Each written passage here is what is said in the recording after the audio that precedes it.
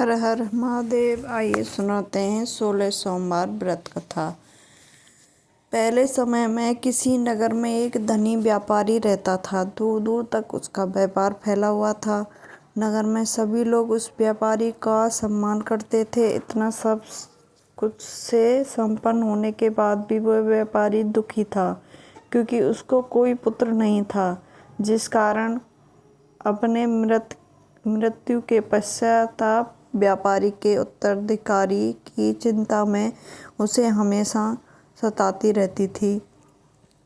पुत्र प्राप्ति की इच्छा से व्यापारी प्रत्येक सोमवार भगवान शिव की पूजा किया करता था। शाम के समय शिव मंदिर में जाकर शिव जी के सामने घी का दीपक जलाया करता था।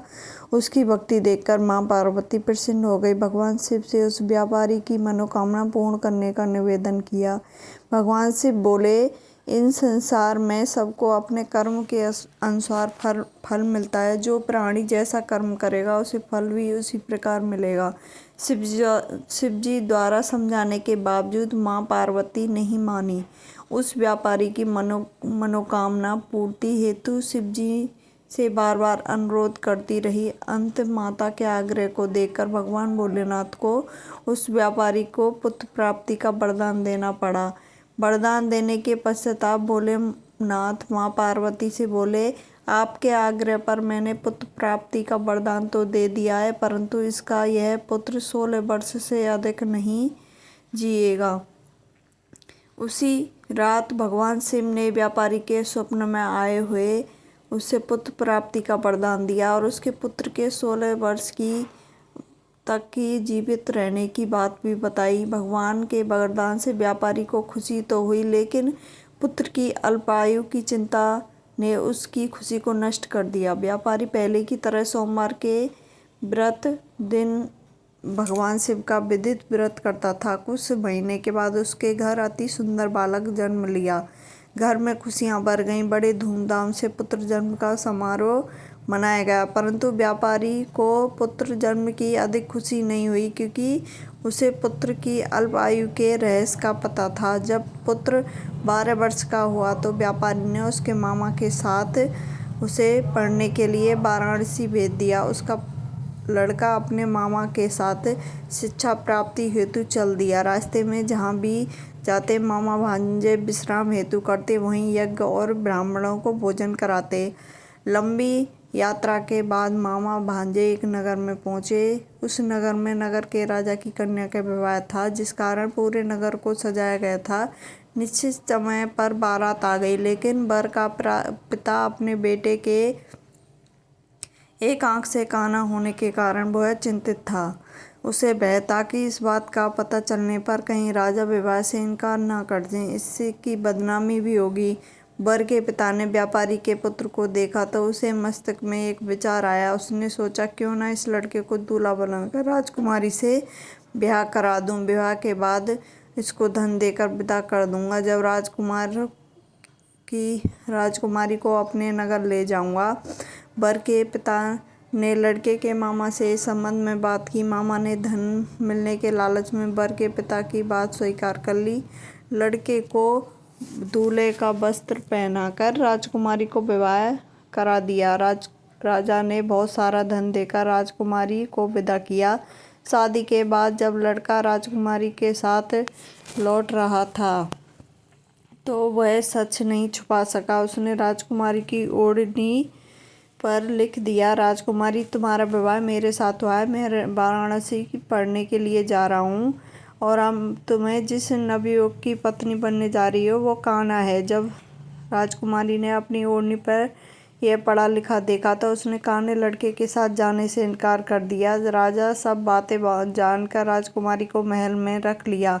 उधर लड़का अपने मामा के साथ वाराणसी पहुंच गया। गुरुकुल में पढ़ने शुरू कर दिया। जब उसकी आयु 16 वर्ष की हुई तो उसने यज्ञ किया। यज्ञ के समाप्ति पर ब्राह्मणों को भोजन करा, खूब अन्न दान वस्त्र किए। रात को वह अपने शयन कक्ष में सो गया। शिव के वरदान के अनुसार शयन अवस्था में उसके प्राण पखेरु उड़ गए। सूर्योदय पर मामा मृत भांजे को देखकर रोने पीटने लगे। आसपास के लोग भी एकत्रित होकर दुख प्रकट करने लगे। लड़के के मामा के रोने विलाप करने से स्वयं स्वर समीप में गुजरते हुए भगवान से पार्वती भी सुने। पार्वती ने भगवान से कहा, प्राणनाथ, मुझे इसके रोने के स्वर सहन नहीं हो रहा, इस व्यक्ति के कष्ट को दूर करें। भगवान शिव ने पार्वती के आदर्श रूप में समीप जाकर देखा तो पार्वती से बोले, ये तो वही व्यापारी का पुत्र है जिसे मैंने 16 वर्ष की आयु का वरदान दिया था। इसकी आयु पूरी हो गई है। माँ पार्वती ने फिर भगवान शिव से निवेदन किया कि उस बालक को जीवन देकर आग्रह किया।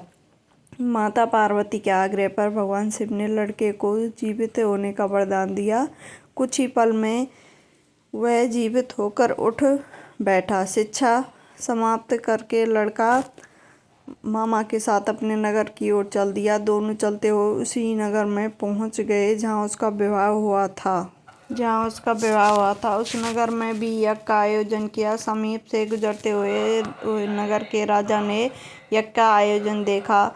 उसने तुरंत ही इस लड़के को और उसके मामा को पहचान लिया। यज्ञ के समाप्त होने पर राजा मामा लड़के को महल में ले गए और कुछ दिनों उन्हें महल में रखकर बहुत सा धन वस्त्र आदि देकर राजकुमारी के साथ विवाह कर दिया। इधर भूखे प्यासे रहकर व्यापारी और उसकी पत्नी बेटे की प्रतीक्षा कर रहे।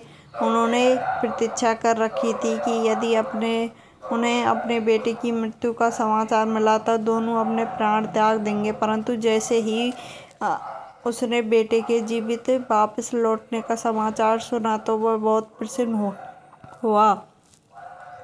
वह अपनी पत्नी मित्रों के साथ नगर के द्वार पर पहुंचा। अपने बेटे के विवाह का समाचार सुनकर पुत्रवधू राजकुमारी को देखकर उसकी खुशी का ठिकाना न था।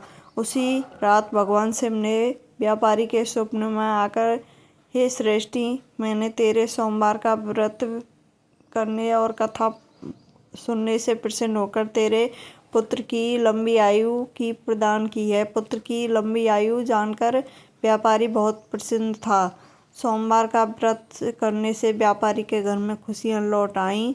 शास्त्रों में लिखा है कि जो स्त्री पुरुष सोमवार का विधित व्रत करते हैं, व्रत कथा सुनते हैं, उनकी सारी मनोकामना पूर्ति होती है। जय हो शिव शंकर भगवान, जैसी उस पर की कृपा सब पर करना।